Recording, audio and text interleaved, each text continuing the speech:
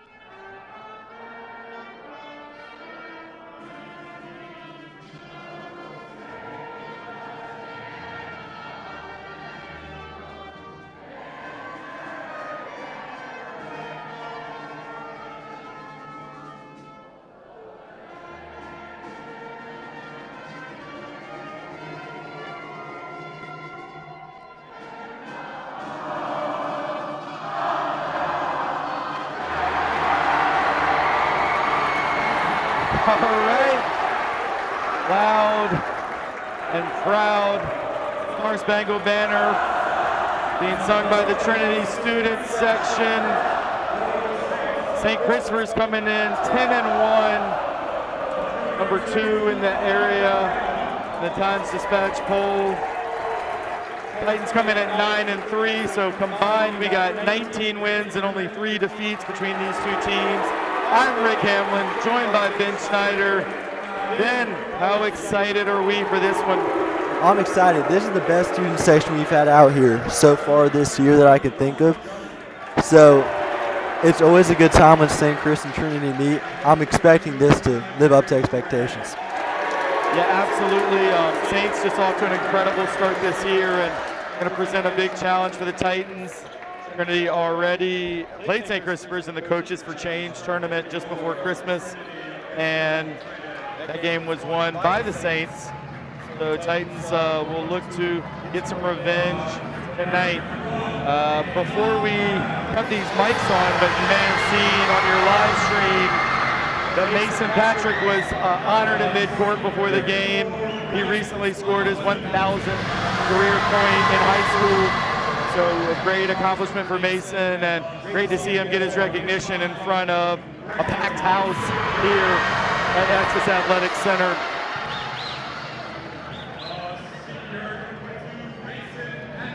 Titans, believe have had the same starting 5 every game this season. Wow. With Brent Thompson as the point guard, and then Isaiah Robinson, Mason Patrick, and Devion Brown on the wings. Keaton Gregory at the 5 position, the 6'8" sophomore. Saints starting lineup also, I think, has been the same every game. I've been able to watch almost every St. Christopher's game this year. Really fun team to watch. Yeah. They have a good balance of some senior leadership with Stu Cosby and Wally Jones, and then Brady Burnett, a sophomore, number 3, really great shooter, one of the best shooters in the area. They've got number 2, Elijah Brandon, they call EB, who's taking over the point guard spot this year with Sonny Bridges, who would have been the starting point guard, unfortunately got hurt in football season. And then the big man, number 35, Darius Gray, one of the top football players in the country and one of the top basketball players in the Richmond area for sure. You mentioned it. He's alongside one of the other top football recruits in the country, Davion Brown for the Titans. Yeah, and those guys have played AAU basketball together since they were kids. Truly 2 of the top football players in the state, and fun to watch them battle it out in their second sport, but still both phenomenal basketball players as well. So Titans will have possession first. Brent Thompson to Keaton Gregory from the elbow, and it's a good look, and it's a shot that Keaton normally knocks down, but he didn't get it to go that time. The Darius Gray matchup's going to be an interesting one. As you can see, I mean, Keaton's going to be fighting the whole night. Darius has the size advantage, of course, so it'll be interesting to see how Coach Blazer adjusts to that.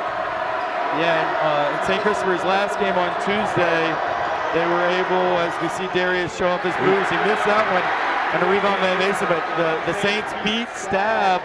First loss that Stab's had in the prep league in 4 years. So the Saints will come in with some confidence. It's going to be a long 2 by Davion Brown. As they say, his foot was on the line. And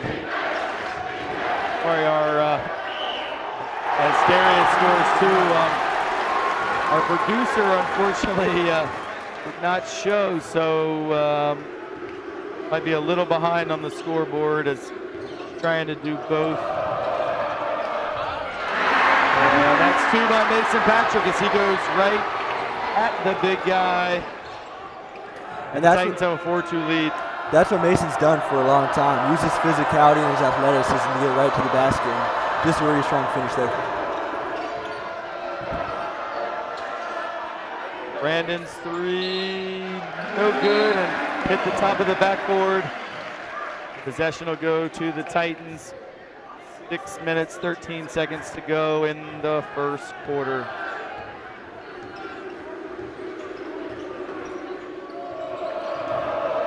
This is a 3 by Brown, comes up short. Darius Gray with the rebound, and so skilled, he can get that defensive rebound and then bring it up himself. Burnett's 3 is an air ball. He's got Fat Rat. Isaiah with the long left-handed pass, and Davion Brown puts the Titans on top. 6-2. When you mentioned the starting lineup, you talked about Isaiah Robinson. He's been one of the main differences for this Titan team this year.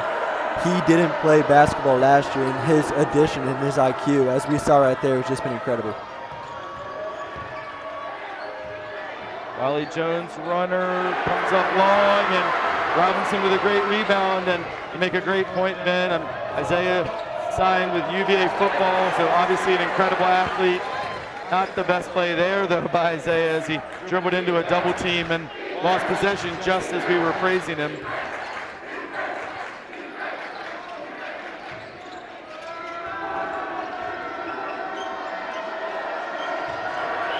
Step back by Darius Gray, no good. Wally Jones follows. His shot is blocked by Isaiah Robinson. And, you know, Darius can hurt you in so many ways, but I do think that step back contested long 2. You probably, if you have to pick your poison, you'd live with that. Fat Rat for another 2. Titans lead at 8-2.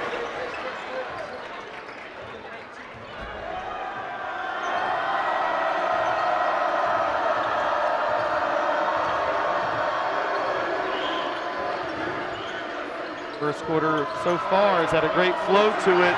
Very few whistles. Mason Patrick gets the loose ball. 3-on-2. Isaiah Robinson takes it all the way. 10-2 Titans.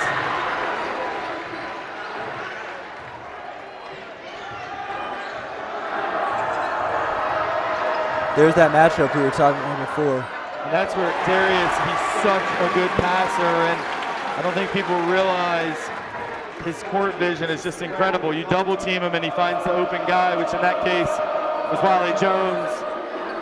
I mean, that's just a tough matchup. There's not many people you can put up against him one-on-one when he's backing you down. There's nothing you can do there.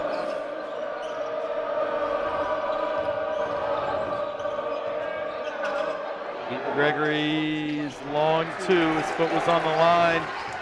A couple of times the Titans have done that. They need to, they're going to shoot a long shot, might as well get 3 for it. Yeah.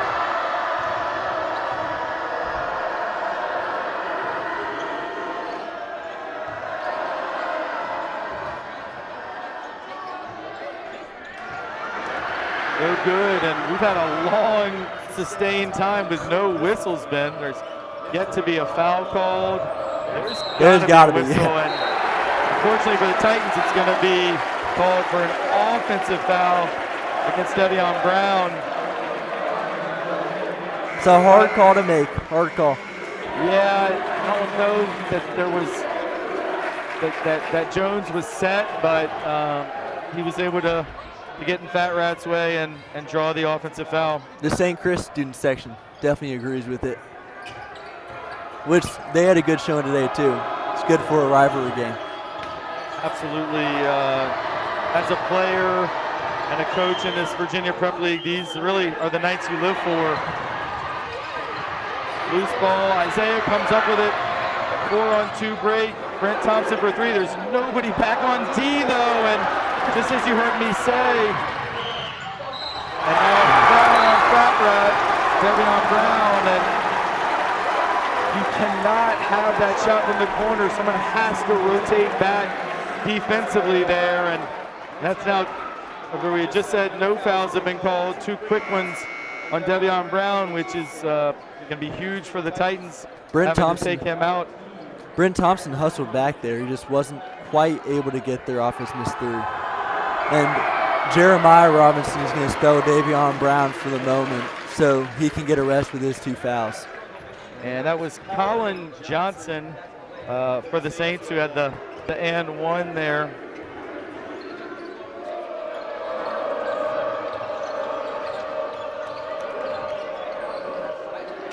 Another 3 by Thompson is well off the mark.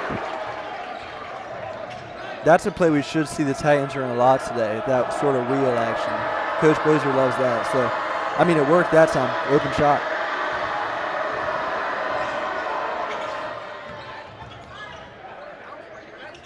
Brady Burnett's floater, no good. Isaiah Robinson with another rebound. I think they're going to get a double foul, I believe, on Keaton Gregory and Darius Gray as they got tangled up. Looked to me like Darius kind of arm barred Keaton, and then Keaton threw an elbow to get him off him, and they're going to each get called for a foul.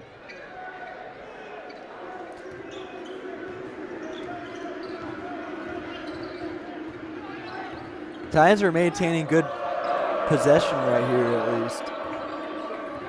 Brent Thompson's really he's been controlling the floor all year and as time with Trinity as a point guard. Keaton Gregory, pump fake, Mason Patrick's 3, no good. Keaton battles for the rebound, and Titans will retain possession. I believe they're going to get Brady Burnett on that one.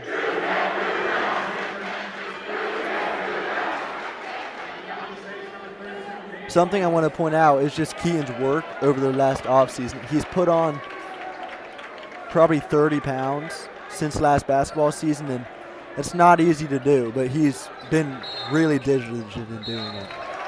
Well, we know that his dad is one of the best chefs in Virginia, award-winning chef. Lee Gregory owns a number of restaurants in the area, so if you're gonna put on some weight, he's got lives in a good household to do so. Absolutely.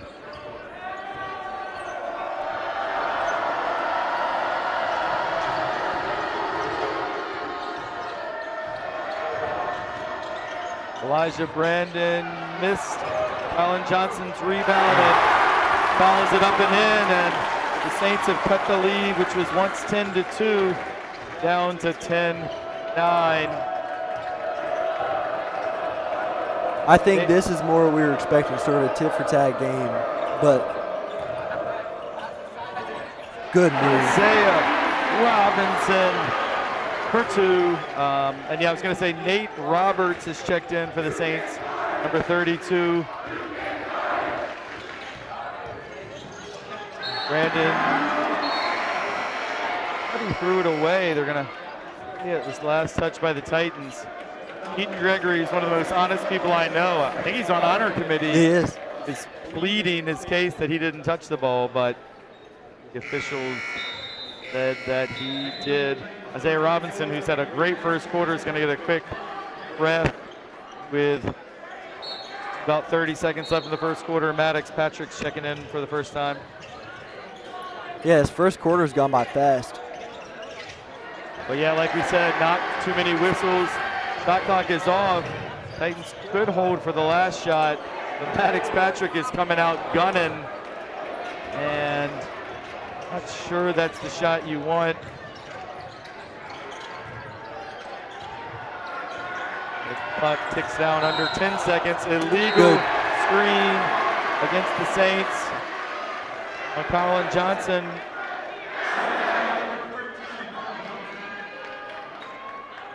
We'll see what the Titans draw up here with 9 seconds left to go. Here comes Darian Irvin. He hit 4 threes, I believe, in Trinity's last game. So he's one of the Titans' sharp shooters. So I'm sure Coach Basil wants him in for this situation. Up at Woodbury Forest on Tuesday night, I was up there, and yeah, Darian 4 for 5 from 3.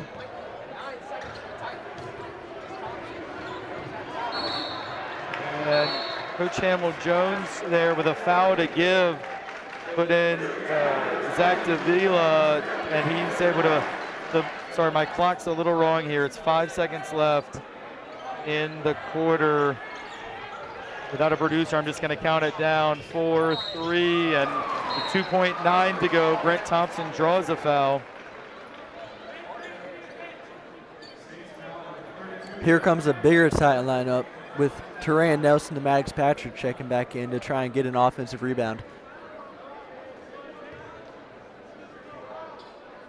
It's the first.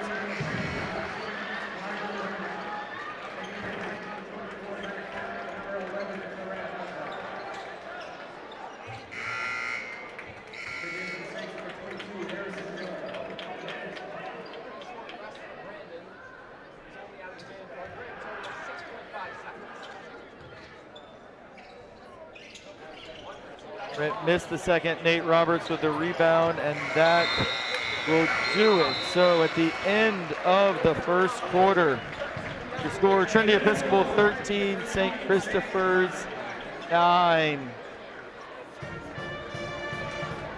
And we will be right back.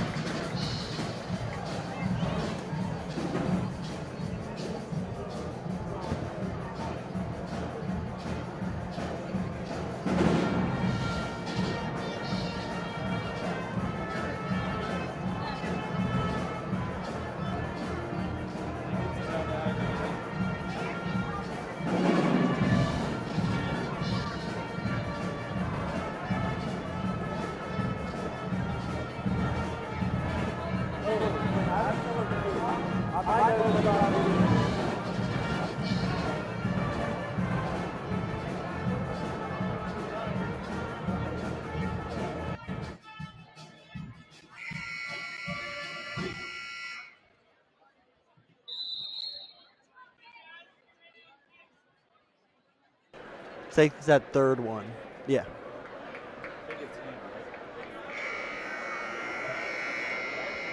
All right, welcome back as we're getting ready for second quarter action. Good first quarter of action right there. As we mentioned a little bit, if you missed it, Titans got off to a heavy lead. It was 10-2 at the very beginning. Saints definitely fought back, made it 9-13 as you can see here, but should be in for a good one based on that first quarter.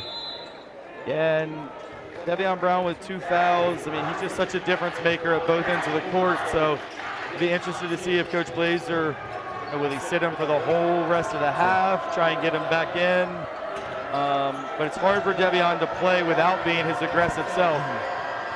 Gray finds Brady Burnett. His three is no good, and it's going to be a big key. Brady shot the ball very well for the Saints all season, but has yet to make one tonight. Again, sorry, I forgot to start the clock. We don't currently have a producer, so trying to announce the game and work the scoreboard. And just take in all the sights and sounds. Here's Keegan Gregory at the wing. Pass it out to Brent Thompson.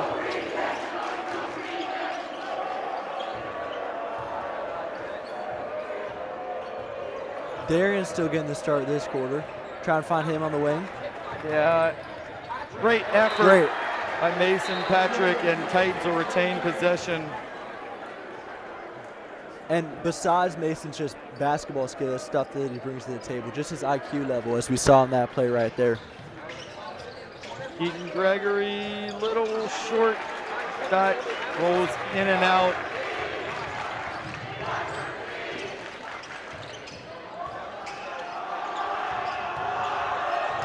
Switched up the matchup in Darius Gray here. Yeah, and Darius backs Mason Patrick down, and he's able to score, cut it to 13-11.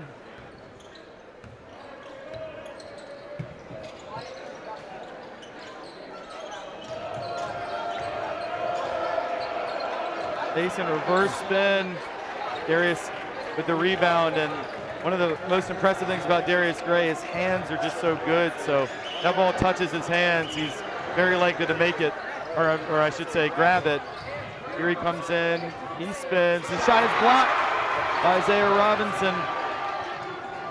But it goes out to Stu Cosby, and Phoenix perhaps caught a bit of a break there, just a great block by Isaiah, but it went right to Stuart Cosby, and we're now tied.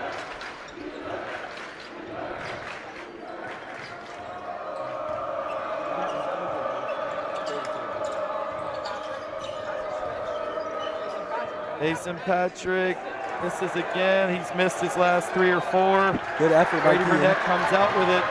Saints have a 4-on-3 break. Good defense by Darian to stay in front. A great pass, though, and that is Stu Cosby's spot in the corner. He loves that left corner, and you cannot leave him there. Great pass by Harrison Miller, and for the first time tonight, St. Christopher's has the lead. Strong move taken away. That's Stu Cosby. Brady Burnett, coast to coast, gets the layup. Brent Thompson out to Keaton Gregory. His 3 is way short. Big adjustment for the Titans right here. Miles Love is going to come in for Keaton Gregory. Miles hasn't gotten a ton of minutes here, but here's the matchup with him and Darius Gray. That's what Coach Blazer wants him in for, which makes a lot of sense. Yeah, so when these teams battled back in December, when this matchup happened, Darius shot a couple of threes in Miles' face. We're going to travel on that one. Good stop. Well, Miles Love is a guy who always has a smile on his face, and he's got Titan Nation smiling on that one. Coach Hamill Jones calls a timeout, but it will be Trinity ball, down 3 when we return. During this timeout, I want to mention a couple games have already happened here tonight on Dale Travis Court. The Trinity JV boys team beat St. Christopher's 49-34. Trinity girls beat St. Catherine's 50-38. So tonight, boys looking for the clean sweep tonight. Trailing right now in a 1-possession game.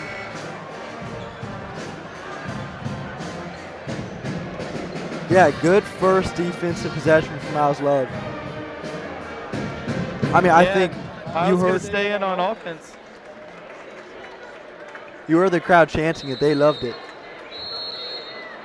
No pun intended.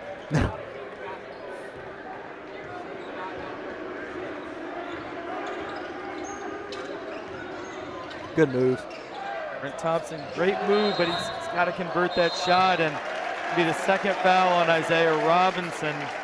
Devion Brown already with 2, and Titans are a much better team, and those guys are able to play.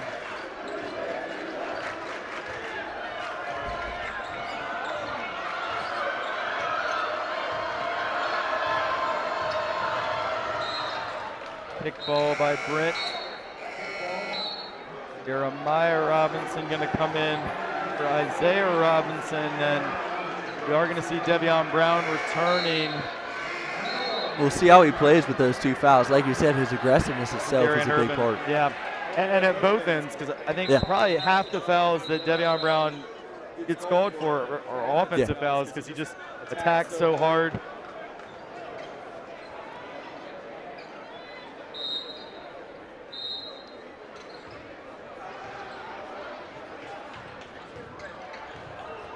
The Saints are just working to get that ball into Darius Gray down low. Good Cosby reverse pivot misses, but Harrison Miller draws a foul as he got the offensive rebound, and it's a few offensive rebounds now for the Saints. Yeah, Ben, you made a great point about the Saints really getting the ball into Darius Gray's hands pretty much as often as they can, and I watched their game against St. Anne's Belfield on Tuesday. I referenced a few minutes ago that was Dab's first Prep League loss since 2020.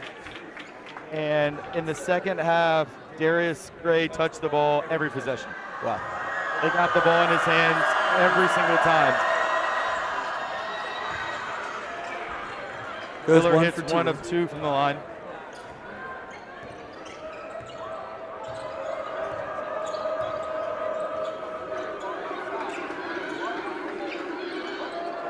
Wide Need open. Brent to make a shot, and right now, like you said, Brent's played great defense. He's controlled the tempo, but I think he's 0 for 5 from the field.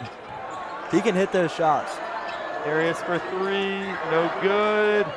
Another rebound by Harrison Miller. Cosby's 3 is no good. Jeremiah Robinson rebounds.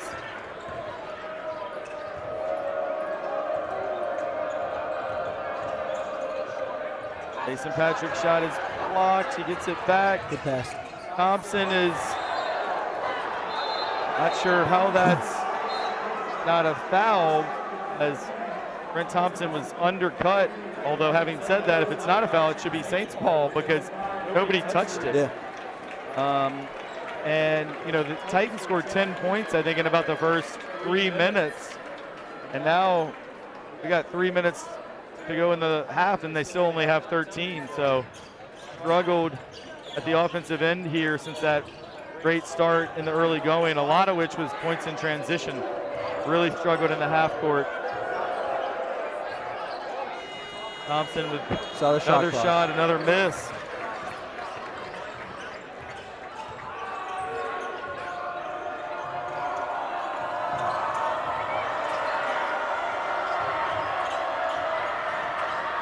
Good defense. Devion Brown ties it up.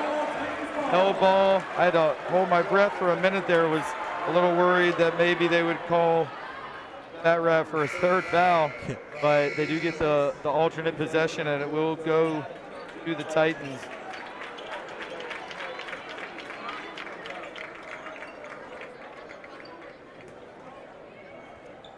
Yeah, it'll be interesting to see what Coach Blazer's halftime adjustments are because, like you said, the half-court offense is the biggest struggle for the Titans right now. I mean, holding an opponent to 17 points so far in a half is nothing to sneeze at. That's very impressive.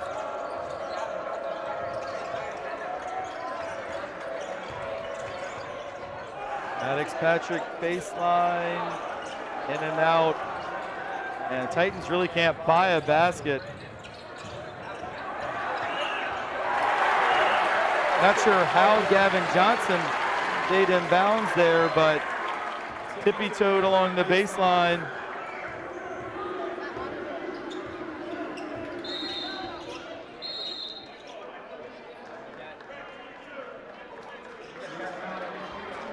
Harrison Miller commits the foul.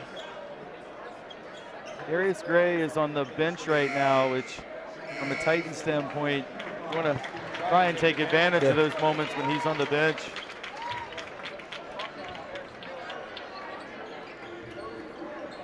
It's a big team for the Saints here on their bench, too.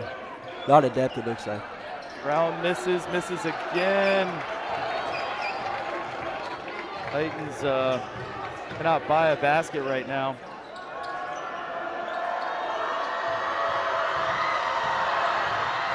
D by Brent Thompson, and he's able to draw an offensive foul against Elijah Brandon.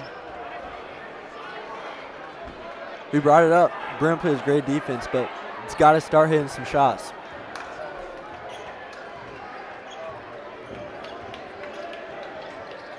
And there's a turnover by Brent. This time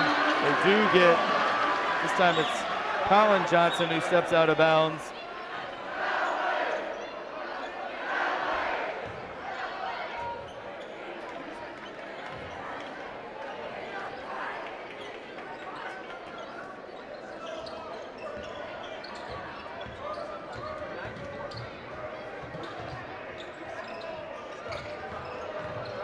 Good move.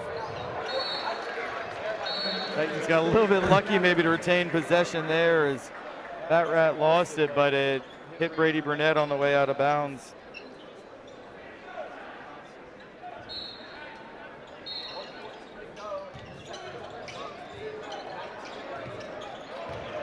Gregory spins and he is fouled.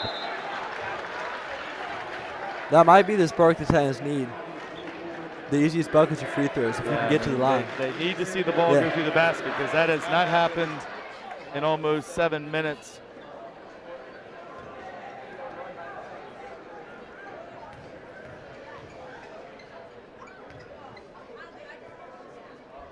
And Keaton short on the first. And not only are the Titans struggling to put the ball in the basket, it seems like most of the shots are coming up short. You know, Trinity played them up at Stab last night, got home about 10 o'clock. And I do wonder maybe if fatigue might have something to do with the shooting woes. Also got to give the St. Christopher's defense a lot of credit. I mean, it's definitely a combination of both. They've been just stopping the Titans inside, but at the same time, that Trinity has had a few open looks from three and just haven't been able to convert.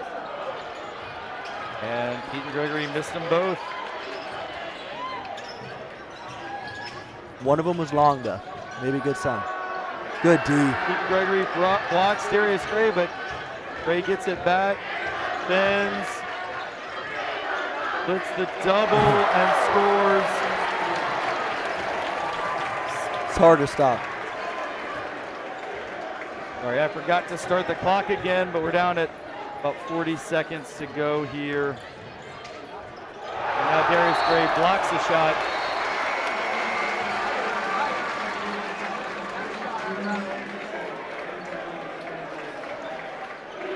.37 seconds left. Darian Irvin, Duran Nelson check in, Deuce Mason for the first time. Titans have a lot of guys in here who haven't played many minutes.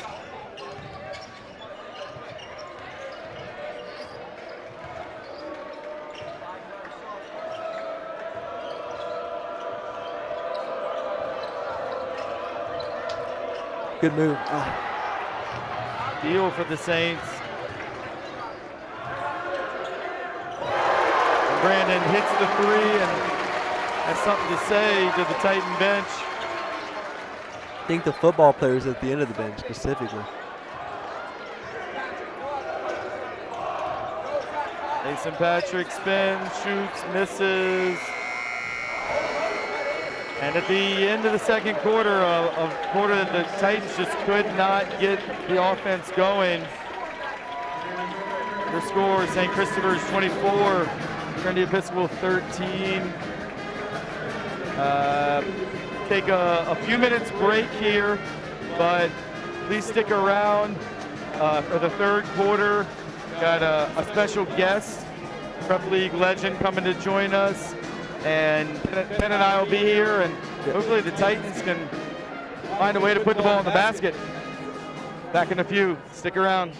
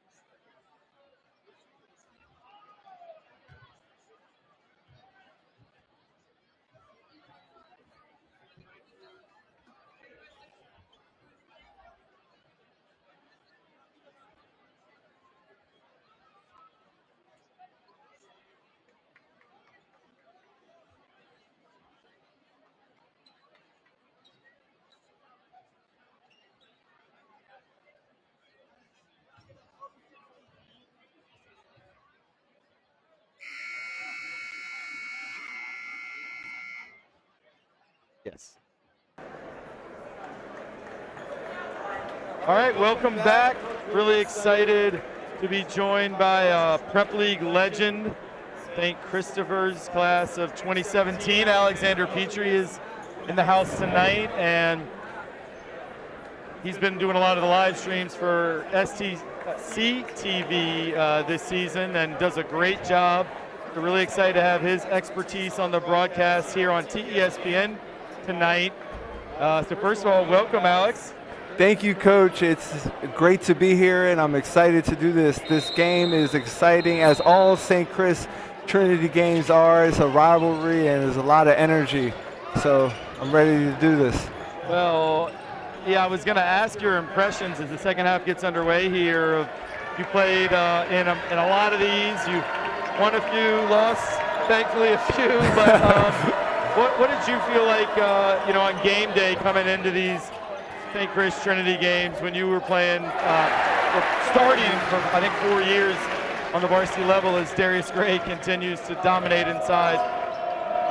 Well, the St. Chris Trinity game is one that is circled on your calendar, and is one in the off season that you're preparing for and thinking about a lot. And so when the day finally comes, hopefully you just trust your work, and it's a day like any other, but it's not really a day like any other. It's very nerve-wracking, but then the game starts and you're just get into the flow and you just trust the work.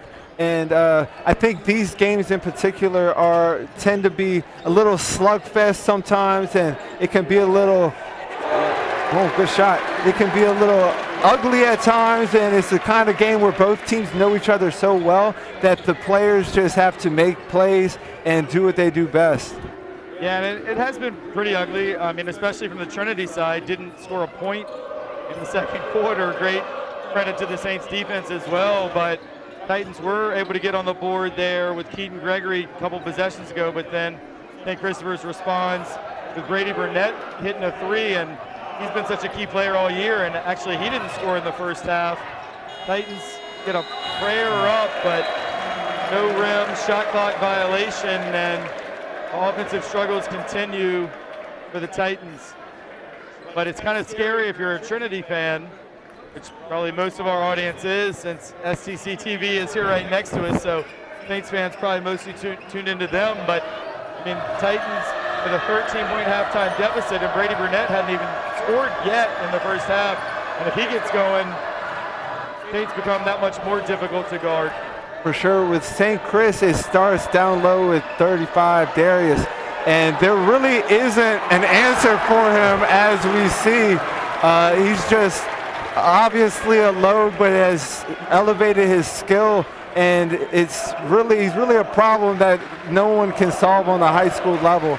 And from there with St. Chris, one of the reasons they're able to have success this year is because they surround him with 3 shooters. And so it's kind of a pick your poison.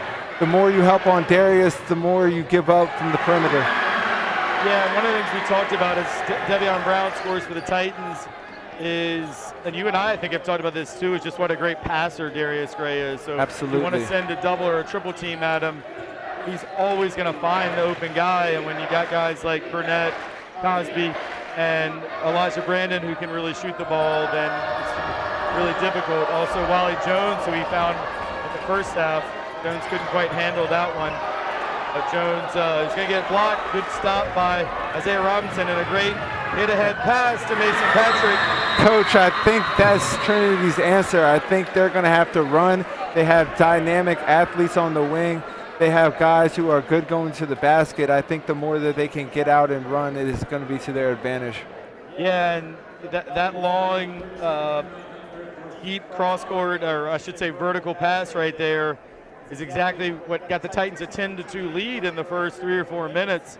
But the Saints have really limited all transition opportunities until these last 2 buckets. And this is the pace the Titans, I think, would prefer to play. And it was not too dissimilar from when we were battling.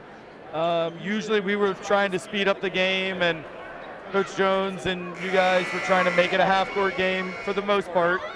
Maybe your junior year, y'all could kind of do it any way you wanted, really, with you and Nick were really rolling. But Usually that was our strategy, is let's speed them up. They're more comfortable running their stuff. We can speed up the game. But then again, we saw this Saints team against LC Bird try that strategy, and the Saints put up 90 in that one.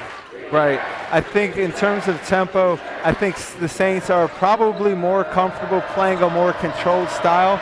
And for them, it starts on the defensive end. This is a really good, solid defensive team. That's something that Coach Jones really preaches and really instills into his teams, is that defensive discipline.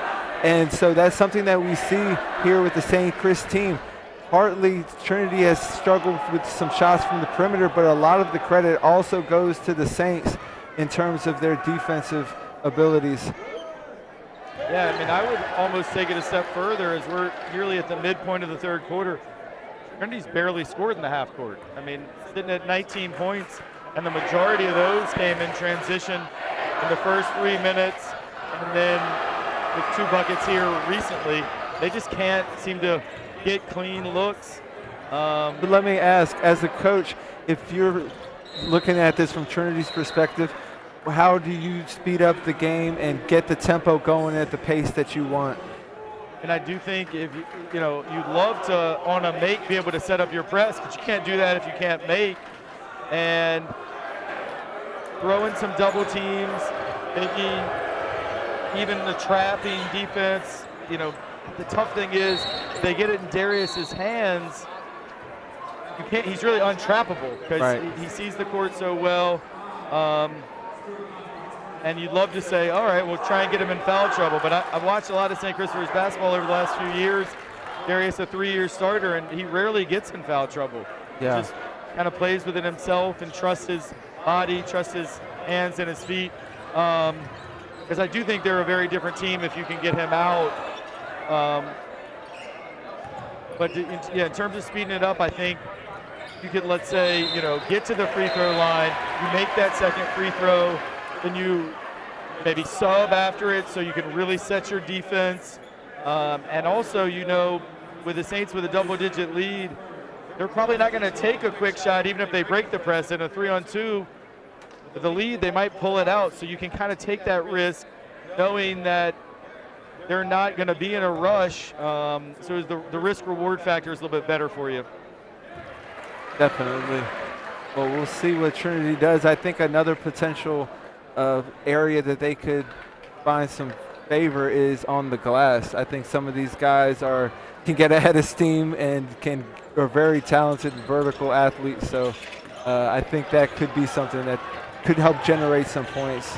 Yeah, absolutely. You got 2, big-time Division I wide receivers, and Isaiah Robinson, who signed with UVA, number 23, and then junior Devion Brown, who's one of the top junior wide receivers in the country. Just as Darius Gray, as Ben and I talked about earlier, is one of the top football linemen in the country, both on the O-line and the D-line. And Coach, even right there, that deflection, it may just be a small thing, Saints get the ball back, but that's the kind of defensive activity you need if you're Trinity to help turn the tides a little bit. You're going to have to make the Saints be uncomfortable and get in their shirts a little bit and play some solid one-on-one defense. And that didn't hit the rim, so it's going to be, it is Saints ball, but I think with the shot clock going off, it should be Titan ball here. I want to give a shout out too, when that ball rolled down to the corner, you may recognize this man, Alexander. I believe he was a senior your freshman year, but that's Austin Stretch Williams, a Trinity legend, class of 2014. And probably my favorite game I ever coached was when we beat Benedictine at Benedictine in the state quarterfinal game his senior year. He blocked Robert Johnson, local legend who went on to play at Indiana. Last second block to preserve a win over there at the Rut, the old Benedictine gym, which was probably my favorite gym to play in as a Trinity player back in the 90s and then to coach in. That was a very consequential game just in terms of program history. Benedictine had been so dominant for such a long stretch, and you guys were coming up, and that was kind of like a changing of the ties. I felt that way too, and I appreciate you saying that, but that was the first time we'd actually beaten them in 17 years. Wow. And then from that game forward, I think we didn't lose to them again until 2022. Wow. So we won about 11 in a row, I think, in that rivalry. After, like you said, finally getting over that hump. And yeah, so that felt good. And Stretch was he was a special talent, shot blocker, could finish around the rim, and he played on some really great teams. I actually had the chance to play against Stretch when I was a freshman in college. Okay. We played against Drexel. I'd actually taken a visit to Drexel, and Rodney went to Drexel from St. Chris, and Rodney and Stretch were good friends, so I had that connection. But yeah, I remember before the game, he was just like, as a freshman, you're kind of struggling with confidence a little bit. You're like, can I really do this at this level? And Stretch was like, yeah, man, you got it. And just kind of at that point gave me some confidence. Absolutely. He's a great guy and was an absolute pleasure to coach, and it's great to see him back here in Titan territory. Great to see you back, staying involved at St. Christopher's. I know you did a little bit of coaching as well last year over at St. Catherine's, and staying involved in the game. Absolutely. Yeah, there's a lot of different dimensions to the game, and it's like once you've had experiences with it and a lot of people have poured into you, it's only right that you give it back. I couldn't agree more. And Mason Patrick, he struggled to get going today. Moran Nelson, though, good hustle play to create an alternate possession, so the Titans will get the ball back. But you mentioned playing in college. Probably most people watching this game will remember, but I don't think we mentioned, but you played at Lafayette in the Patriot League and had some great years there. And now Divinity School, right? That's right. Yep, they're doing that in Princeton. But with respect to the career, these games meant more than anything in college. It's partly it's because the atmosphere, it's the community, but I've been going to St. Chris for a long time, so that kind of felt like my second home. It was my second home, so putting on the Saints jersey meant a lot, and it was really meaningful to beat Trinity and very crushing when we lost. Yeah, and I, it always hurt me because you're from, this side of the river, how we let you get over there. Right. But I know you had an awesome experience there, and both of these are special schools and incredible communities. And it's funny, man, last year on our live stream when we had Benedictine here, and Armando Bacot, of course, great Trinity player, obviously, who played for 5 years at Carolina because he got that extra COVID year. Felt like 10. Indeed. Well, I was able to get some great tickets when he was there, so that was fun. But, here's the guy who played for a national championship, played in 10 Duke Carolina games, at least. I can't remember if they also had some ACC tournament. And he said on our live stream that the Benedictine Trinity rivalry meant more to him than Duke Carolina. Wow. You See, can that's look saying that up. something. He said that. And St. Christopher's Trinity is right there as well. And wow. Of course, you throw collegiate in the mix, and just all four of those independent schools in this city have special communities. And for a relatively, as the Titans have got it going a little bit here now with Mason Patrick, as we reminisce and talk big picture, but we still got a ball game here. And Trinity's doing exactly what we talked about. They get on this glass, they speed up St. Chris, take them out of what they're trying to do, and now you can feel the momentum starting to shift. Coach Jones calls a timeout to settle things down. I could have told you before I even looked down there, Coach Hamill Jones is going to call a timeout now. Coach Jones and I coached against each other many times. I know 24 times at the varsity level, but we also, people might not know, we were both JV coaches at these two schools. Wow. And he made the leap to varsity a couple years before me, but we coached against each other at least 6 to 8 times at the JV level. So over about 30 matchups. So I kind of know when that ball went over there, I said, I know this is when Coach Jones is going to call a timeout, try and stem the momentum, and it's a good timeout. Just settle his guys down. Titans, who didn't score at all in the second quarter, have put up 11 points here in the third quarter, and just like we said they needed to, they've pushed the tempo. They've got it more to their style, and I'm sure, well, you would know. I know he was going to call a timeout. Why don't you tell us, what do you think he said in that timeout? I think he's just trying to settle the guys down and telling them, look, we have a lead. There's still a lot of time left to play, but let's get back doing to what we do well, and it's the defensive end. And so drives like that, will not make Coach Jones happy, letting a strong right-hand driver slip around. But it's easier said than done. He's a very dynamic athlete, and I think we see here Trinity trying to match that same energy. And guys really competing. Look at that on Darius. It's a tough cover, man amongst boys. Yeah, Terran Nelson, who's done a good job on Darius Gray here in the third quarter, and is probably, I mean, Ben, you played with all these guys. As we bring you back in, Terran's probably the strongest guy on this team, or maybe Miles Love, but you bumped up with Terran, and to see him just kind of cast aside like that is pretty shocking, really. I mean, in terms of aggressiveness, Terran's number one. No contest. And as you mentioned, his strength is up there too. So for Darius to be able to do that, it's impressive. Yeah, that's why, I wish the kid nothing but love. I don't want to jinx it, but if I had to bet, he will be in the NFL. Oh, I'm sure. That's what an NFL player looks like as a junior in high school. Well, most can't hoop like that, but I mean, physically. I think the basketball definitely has to help him on the gridiron. You just see how nimble his feet are, how coordinated he is. That has to translate, and I'm sure that's partly what makes him so special as a football player. Yeah, I don't think, Ben, correct me if I'm wrong, I don't think the Titans have hit a three-pointer tonight. No. And tough to win at this level against a 10-1 team. You can't hit a few shots from the perimeter. Great pass by Darius Gray to Colin Johnson. But Darius, they would have hauled in the rebound, and we talked about this earlier, but his hands are just so strong. If he can get a hand on it, it's over. No, there's nothing we can do. And he's a competitor. Look at him. He's going right at people, and he's relentless on the glass. And he goes right through people. That's what you teach big guys. Go up and go through. And, I mean, it's a lot easier when you have that kind of strength. But nevertheless, there's a lot of length that he's going up against with Keaton Gregory, and it doesn't faze him in the slightest.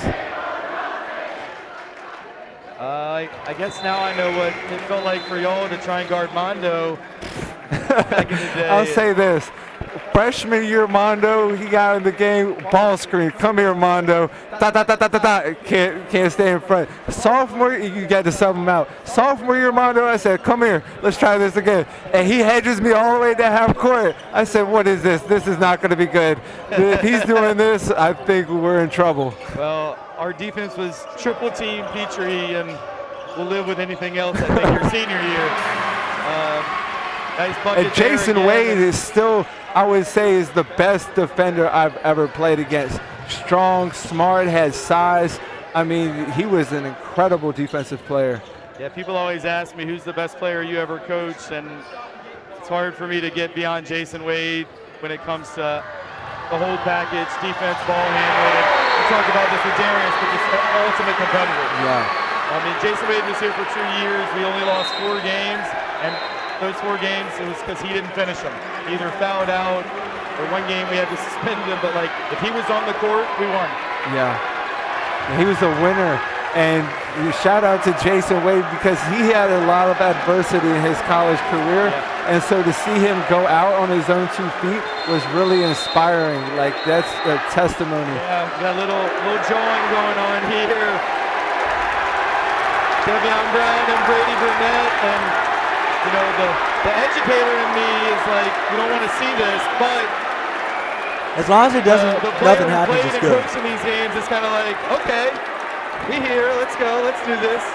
I think if your Trinity is good, you're trying to spark something, but obviously you want to keep it clean. We don't want anything crazy going on, but I mean, this is what the rivalry is, right? Like, you know each other, and you've been competing, and you compete hard, and this is part of the game, talking. And so, you know, people aren't silent out there on the court, I can guarantee you. So if someone says something to you, even if you're not a trash talker, you might just say something right back. And I was talking to Brady Burnett's dad, Shane, before the game, who I know a little bit. And having watched the Saints a lot this year, I love Brady. He's unafraid. He must be loving all this, and for him to be jawing with Devion Brown, like, you know, he don't care. No. They get an offensive foul there on Elijah Brandon as he moved Brent Thompson out of the way, and Devion Brown checks back in. Also want to mention, I mean, that was the 3rd foul on Brown. I don't know if they went with a double foul or just called it on Devion Brown, but part of the reason Trinity couldn't score in the second quarter is Devion Brown He wasn't out didn't there. play the second quarter as he was out with the 2 fouls, and that was a huge factor. I will say it's always interesting to see the response after the On trash clock. talk. Not sure if the Titans know it. Yeah, go ahead. But after the trash talk, like for me, I didn't talk, and partly the reason was every time I did, it backfired. So that's just me though. I think Davion and Brady Burnett may be a little different. Hopefully they can keep their heads, but it's the scoreboard just went out. But we have an 8-point game heading into the fourth. Yeah, This should be a good finish. 36-28, so Titans able to get it back into single digits. Just had a TESPN viewer text me, and I will share the text with you. Okay. Petrie as a TESPN guest is awesome. This is great. So Thank you. fun teaming up, and I first heard you on the live stream at the Vista Final Four a couple years ago with Jack Heron, and y'all did a great job, and it's great that you kept us alive and just lit your expertise with doing this with STC TV. Now, with your school stuff, how's that working? Well, I help out when I'm on break. I initially, my first year when I started doing the broadcast, I was helping out working at St. Chris partially while I was in grad school over at VCU. So I'd do my school in the mornings, come help out coach and with middle school in the afternoon, and then when there would be a game at night, sometimes I would hop on. So that's how I initially got my start. And it's fun, and this STC crew, led by Coach Lewis, they do a phenomenal job. And so it was really just like sliding in there and trying to just have a good time with whoever I was doing it with. Yeah, and I mentioned this before on TESPN, but Stephen Lewis, who's the, I don't know if it's the right title, but Sports Information Director over at St. Christopher's, and of course he's also a coach and has his hand in everything. But he was incredibly helpful when we launched this, because really y'all and Woodbury were kind of the first to start these live streams. Even back when you were playing, we didn't have all this back at that point. So we owe a big thanks to Coach Lewis and the St. Christopher's folks for telling us what the right equipment to buy and things like that. It's incredible because there's some, I believe it's probably the case here where there's an athletic requirement, but right. Some students don't have a sport in a particular season that they're drawn to, and so this is a good opportunity to stay involved in sports and develop skills that will translate communication skills, or you have to practice them. And that's partially the reason why I started over there. A lot of my program at VCU, a lot of it was, about, communication and because it was kind of tailored toward coaching, and that's obviously a huge part of coaching.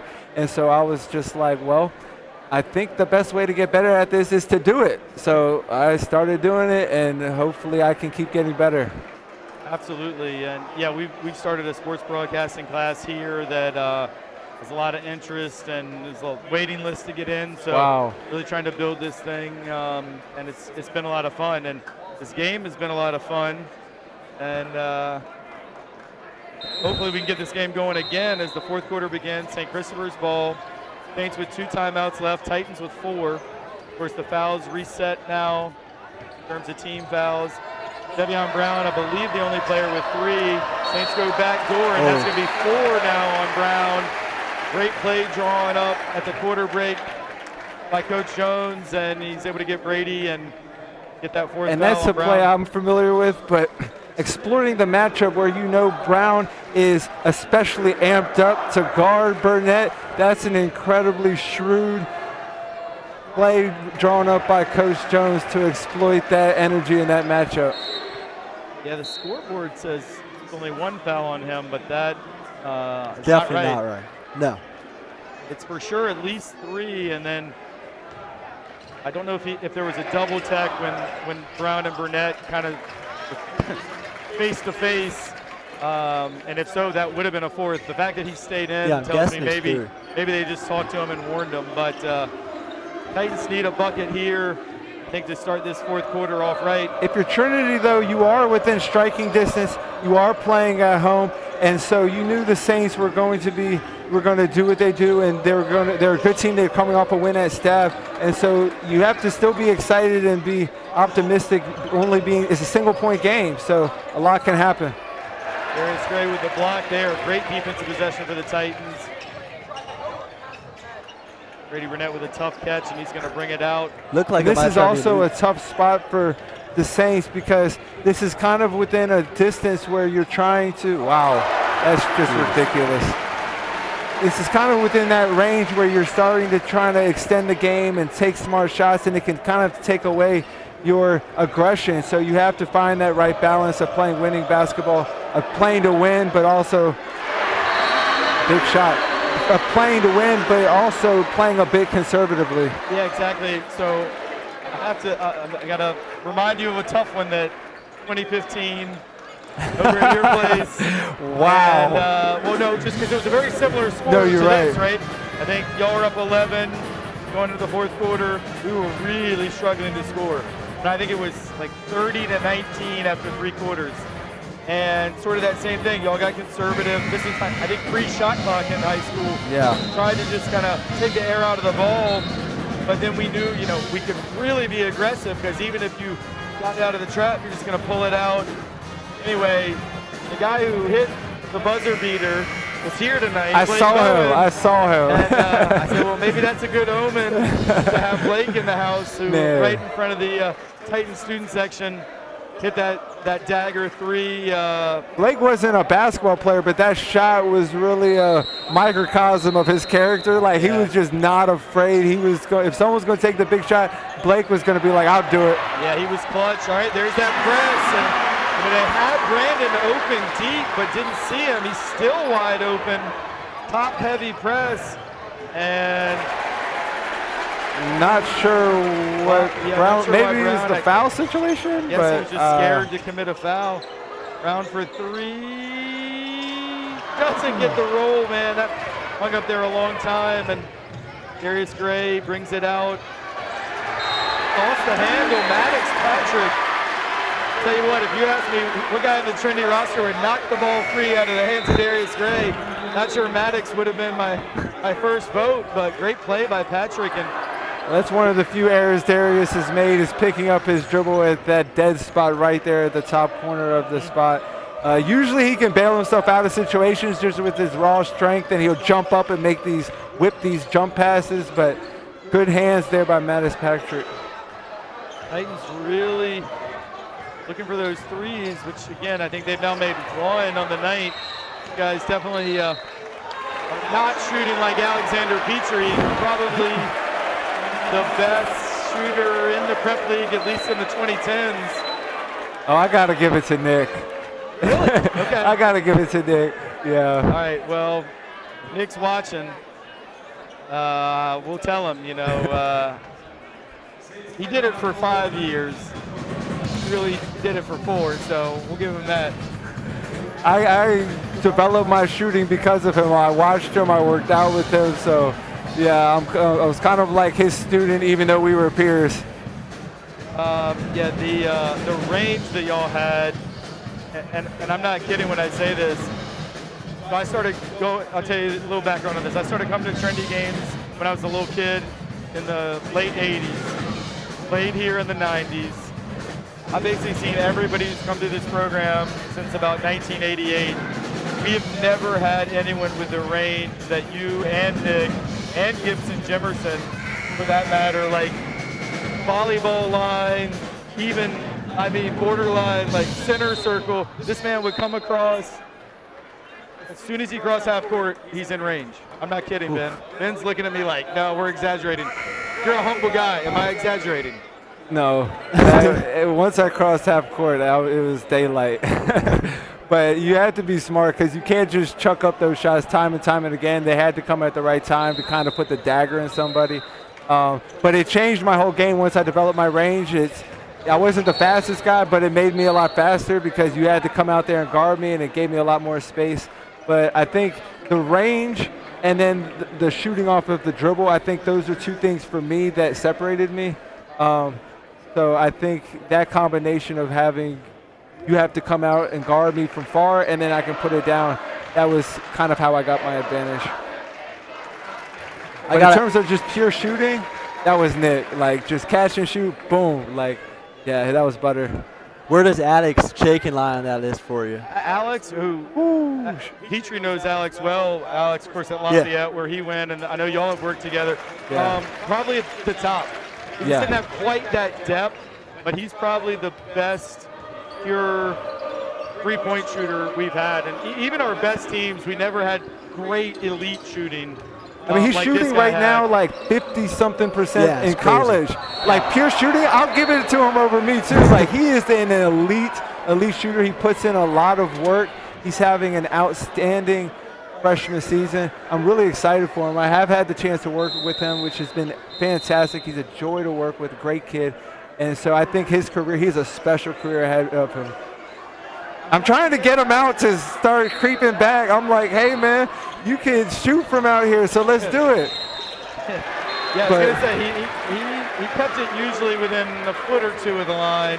Obviously, the college line a little bit deeper than high school, but yeah, well. It's a mentality once you kind of get to the point where, well, first of all, you kind of have to be in a position like, I kind of had the green light at St. Chris. So if you're trying to vie for minutes, you probably shouldn't just start chucking from the volleyball line. It's probably not your best bet.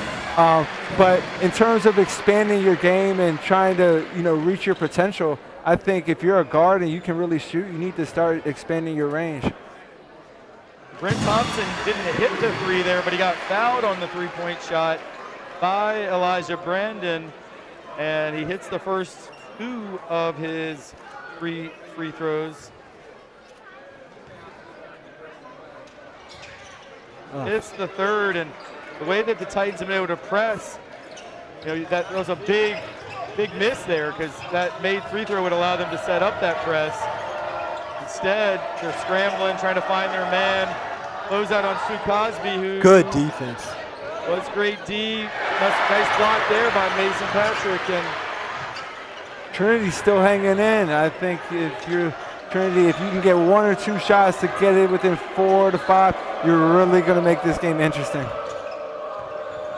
Devion Brown, wrong take, and he gets fouled. And Titans are doing a nice job in recent possessions attacking the basket. And that's something that in that first half, things just got so stagnant. And I'm sure that was a point of emphasis of Coach Blazer. And also drawing Darius away from the rim. They've done a better job of that. It looked like in the first half that Darius was kind of camping in there. And, well, what's going on right now? I think Devion Brown maybe just took a shot to the face. And I'm sure he's not going to want to come out. And like he's given the thumbs up. I think the thumbs up to take him out. So Darian Irvin is going to check in as the trainer, Bree Hackney, checks on Brown. But I mean, he's a tough football player. If I had to guess, I'm thinking he knows Darian's a little better free throw shooter. It might be a problem with his. It looks like his eyes. I jinxed him. Yeah. Maybe his contact or something. Yeah, I don't know if he wears contacts, but it definitely looks like something with his eye.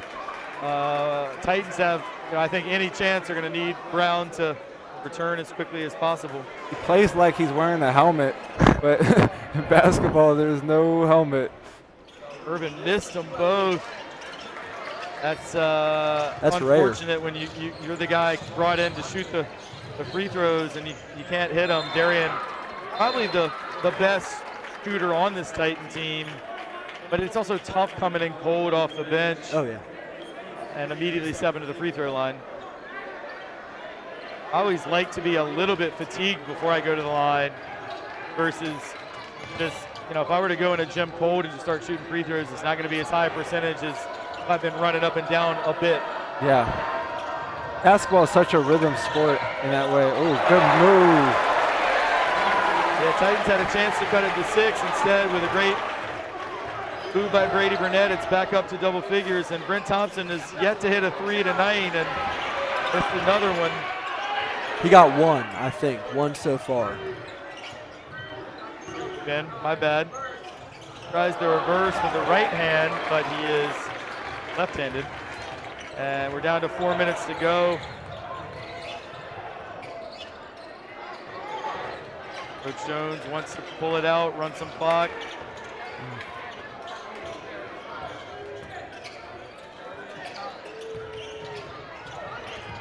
Mason Patrick got a hand to it. Shot clock's down to 6.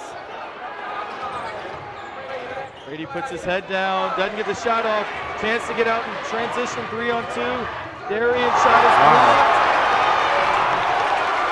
And now Darius Gray got a hand on it as Colin Johnson flies over the bench. Shout out to Colin Johnson. Coach Jones revving up. That's winning basketball right there. He's giving great minutes today. He came in the game, was ready to go. That is a big time block and a big time winning play. Yeah, I mean that's winning basketball. You put it exactly right. I mean, being willing to do that, even though the ball goes to the Titans, it just shows your team, it shows your opponent, it shows the 1,000 or so people in this SS Athletic Center. We're here to mean business, but Titans hanging around. Mason Patrick goes to the left hand.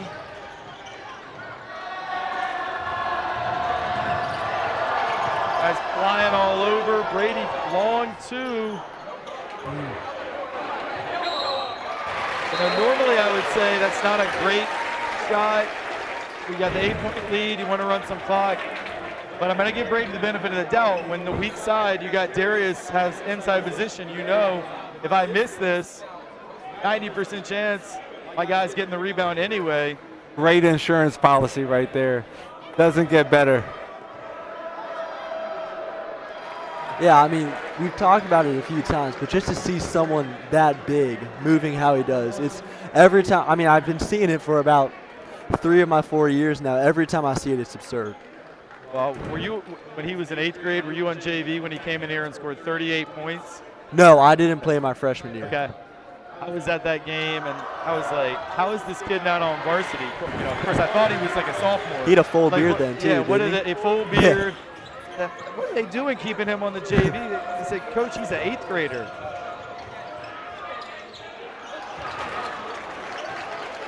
Well, now he's a junior. Feels like he's been there forever and gets the rebound there. Good D by Mason Patrick. Ball's loose on the floor.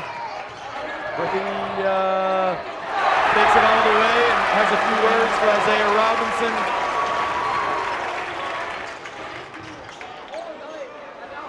Titans need one of these to go down, and Brown gets fouled again. You know, it's funny, after Brady missed the long 2 that we talked about when Darius got the rebound, I saw Stuart Cosby tell him, maybe we didn't need that shot. I saw Coach Jones pull him over. Hey, Brady nodded and said, yeah, I got you. And then what'd he do? Took it right to the rack. So good It's thing for him he an made interesting observation. I think good players have an appropriate level of, how shall I say it, an appropriate dose of FU. Maybe the wrong way to put it, but you have to have, you know, coaches coach and players play, and, you know, sometimes there is a time to kind of put on the coach's hat as a player, but sometimes you just have to go out there and get it, and sometimes you have to bet on yourself, and that's just basketball. That's a bad shot if you miss it, but he didn't miss it. Right. And that's it a lot of times. And Now, what he just did defensively, I think it's almost impossible to stop Darius, but he's trying to get to his right hand over that left shoulder 95% of the time. So as much as you can sit on that right hand of his and make him shoot over the right shoulder, I mean, if he gets over that left shoulder, it's over. It's over. And but a whole lot easier to say from up here. A whole lot easier to say as a coach. Good luck stopping it, and that's what makes great players great. You say, we're going to take this away, and they say, no, you're not. You actually can't stop me. I'm going to do whatever I want to do. And that's Darius Gray. Yeah, I mean, that one, the shot clock's at 1. Got 2 Titans get their hands on the ball, and he's still able to collect, take the contact, finish through the contact. I mean, a lot of football players are so stiff and rigid. It's just like he's so nimble and graceful as an athlete. I mean, we could talk about it all night, but I mean, it's really a special thing to see, and we get to see it for free. I mean, soon enough. I mean, NIL and all this. I mean, people are going to be paying big money to watch this man as an athlete. So enjoy it while you can, both Saints fans and Titans. That's a really good point. Yeah. Under 2 to go, lead up to 12. I really think that and one there from Darius, followed by Colin Johnson, creating a turnover. I think it's safe to say that those two plays in combination are a bit of a dagger on a night when the Titans have struggled to score. Yeah. And I can't remember if we were talking about this before you came on the air, Alex, or when it was just Ben and I, but Trinity played at Stab last night. It was a makeup game from snow last week. Not in any way to make an excuse, but I do think you see their shots just consistently coming up short. Played a team last night that played a very up and down game. Rotation was pretty short because playing Stab, you maybe aren't going to trust to go too deep in the bench. A lot of these guys have logged a lot of minutes, and I don't know, maybe it sounds like an excuse, but I do think it's a little bit unfortunate from a timing standpoint where that got put. And I also think it makes it harder to come back when you're feeling, because it's not just physical fatigue. You got back at 10 o'clock last night. It was a school night. You probably had to do homework. Wow. And these guys just look fit. Put him at quarterback. But, I think that's definitely a reality. As a player, as a coach, you aren't going to sit there and make excuses. But that definitely plays a factor. Your legs are a little short. If your legs are gone, your shot is going to be short. That's just what it is. But I was going to ask you before we get off, what's some of your favorite memories coaching the Titans over the years? I know there's many of them, but I'm just curious as to what sticks out to you.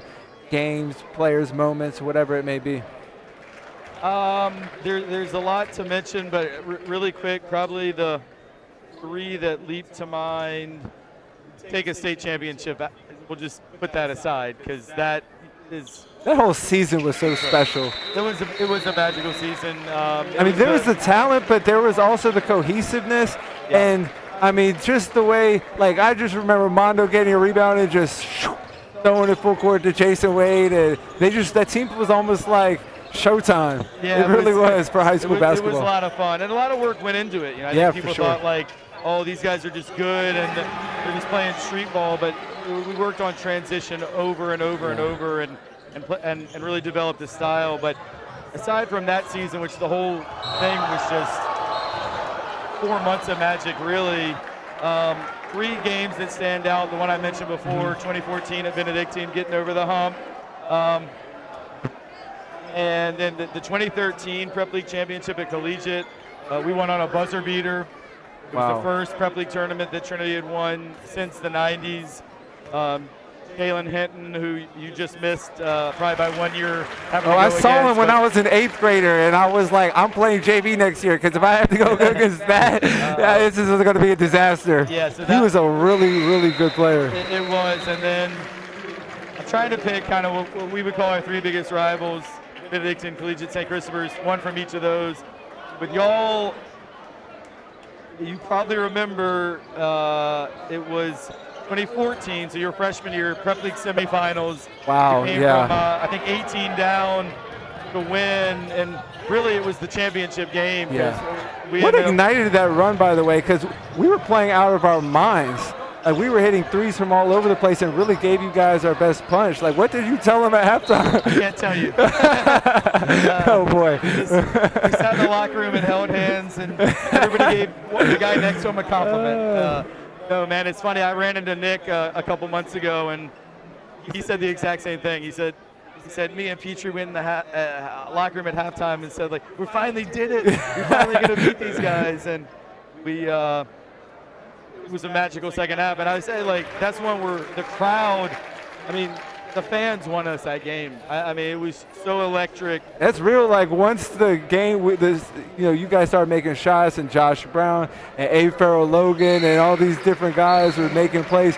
but it just felt like it was spiraling because the fans started getting all into it. And then next thing you know, we started seeing our shots missed, and you guys are gone. Then Stretch Williams is down there, and it was just like, I feel like this is an avalanche. Yeah, so, and the one we talked about earlier, the buzzer beater by Blake Bowen is up there too. Yeah. But, you know, for me, it's always about those games when you just, nice finish by Mason, and Coach Blazer will call a timeout, but 13-point deficit with 46 seconds, and I think be too much to overcome. But I was going to say, and you would probably say the same, you have, of course, a ton of great wins in your career, including leading the Saints along with Nick to the Final Four in 2015, which I believe was the first time in program history, and then Saints were able to do it again last year, of course, with Brandon Jennings leading the way, along with a bunch of these guys, Sonny Bridges as well. But, you know, a lot of my favorite games are ones where it was just, for me, the goal was to play as close to your A game as possible.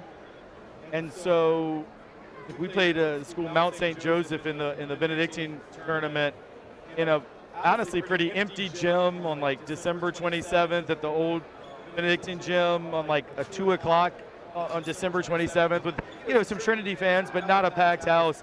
And Mount St. Joseph had a guy named Phil Booth who played at Villanova. Mm-hmm. They were a top 100 team in the country out of Baltimore. Josh Brown, our best player that year, had the flu and was out.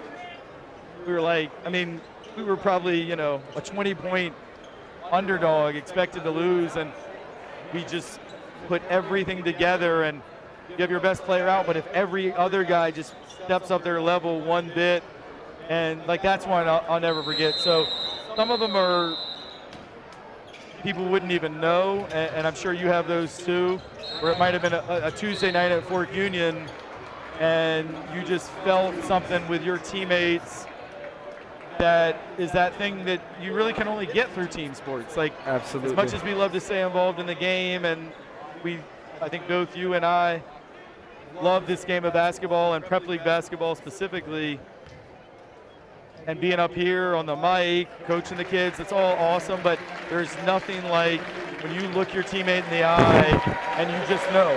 Yeah. And I think we Definitely. see this St. Christopher's team this year has had some of those moments. Yes, they just they have. complement each other so well.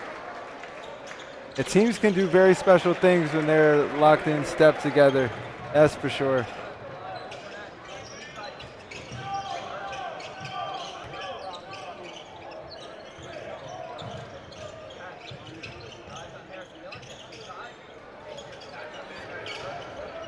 Adrian Irvin looks for the scoop layup. Harrison Miller, he's been really effective playing his role with some rebounds and blocks, and Saints are just going to look to run this clock out. Should be So it. as these last few seconds roll off, got to congratulate St. Christopher's as they continue their winning streak. Lost the first game, but it's going to now be 11 wins in a row, and I believe 6 wins in a row over the Titans these last couple of years. And Titans are going to have to lick their wounds. Next game is Tuesday at Collegiate, another big Prep League game, in-town game. And I think the Saints play tomorrow against Caroline High School, I believe, or at least it's at Caroline High School. I believe they play tomorrow afternoon up there. All right, before we wrap up with my man here, it's been super fun. Hope viewers have enjoyed it. As two old heads reminisce about Prep League basketball. But Ben, I want to bring you back in. You didn't get to say too much the second half as Petrie and I were chopping it up, but just talk about this game. You know, put this game into context for the Titans season. No, I mean, it was great listening to y'all, first of all. That was great. But, I mean, obviously, like you said, this hurts for the Titans. It was 15-point loss, and it's certainly not the end of the road. We saw sparks of what can be from the Titans, especially a few of the bright spots, I think, were Isaiah Robinson, first of all, and obviously Davion Brown really holding it down. So I think building off that, understanding what went wrong, but looking at what went right with transition, as they were talking about, and building off that. Yeah, and I think if you can find a way to how the Titans came out with the 10-2 lead in the first couple minutes, how they really came out the second half too, if they can somehow bottle that style and extended over 32 minutes or even 20 minutes. Because tonight we saw some great Trinity basketball, but only for a spurt collectively of about 8 or 10 minutes. That's not going to be good enough to beat what's truly one of the best teams in the state, and a team could just play. The puzzle pieces fit. Yeah. And I think this could be a really special year for the Saints. Been a long time since they've won a Prep League tournament. I hate to, but this could be the year. We saw them beat Stab. Stab's first Prep League loss in 5 years a few nights ago.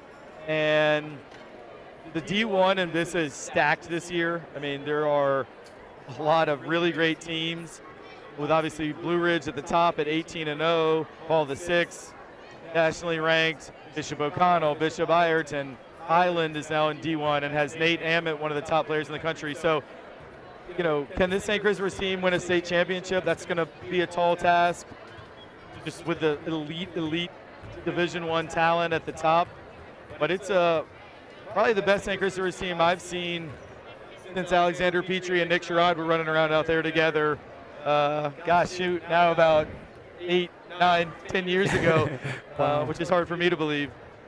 And then Alex, again, thank you so much for joining us, and I'd love for you to just kind of put a bow on the big picture again.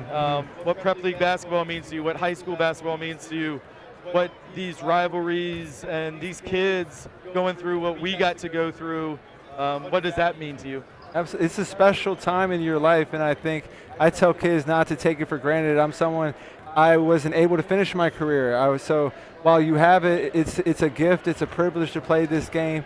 And just with respect to this game, one thing I think sports can teach so much about life, and winning with humility, losing with dignity, both of those teams can learn something, can grow. And I just think sports are an awesome way to develop character, and for especially young guys to kind of put their energy into something that can help them in the next things that they do later. So I'm very excited for the Saints. Obviously, that's my squad, but I definitely think Trinity shouldn't get too down on themselves. I think they should learn from it, and always remember in the big picture that this is a special opportunity, and so enjoy it while you have it. Well, that was beautifully put. Thank you so much for joining us tonight on TESPN. And the good news for those of us who love these moments is we get to do it all again in 2 weeks over at Scott Gym, over at St. Christopher's, which is always a special environment over there, the Cameron Indoor Stadium of Richmond. I'm sure Coach Jones would love me making that a comparison. So congratulations to the Saints. Our next TESPN broadcast will be Wednesday night. The girls try and knock off Stab, who's been at the top of the LIS for about a decade now. And the next boys broadcast next Friday night against Fork Union Military Academy. Thank you so much to Roman Gamino, who produced for the second half for us. Thanks so much to senior Ben Schneider. Thank you so much to St. Christopher's class of 2017, Prep League legend Alexander Petrie. I'm Rick Hamlin.